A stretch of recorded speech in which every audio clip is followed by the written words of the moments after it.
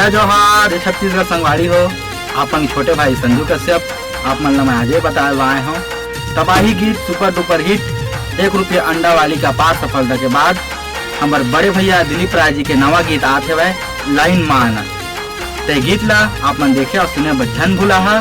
कामा था संगवारी हो आशीर्वाद आशीर्वाद यूट्यूब चैनल मैं ये गीत 25 मई के सुबह 7 बजे आप मतलब देखे मिली और सुने मिली का संगवारी हो। ये गीत ला देखे और सुने बजन बोला जैसे हमारे गाना 1 रुपया अंडा वाली ला और घड़ी काटा के टिक टिक ला इतना नया दुलार और इतना सपोर्ट करे है, वैसे ही भैया के ये गाना ला सपोर्ट करिए।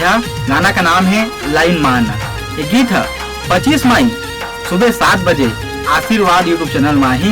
और संगवारी हो हमारे एक नवा चैनल है आशीर्वाद स्टूडियो, इहू ला सब्सक्राइब कर संगवारी हो और अपन नया दुलार ऐसी बना रही है। जय जोहार छत्तीसगढ़ संगवारी हो।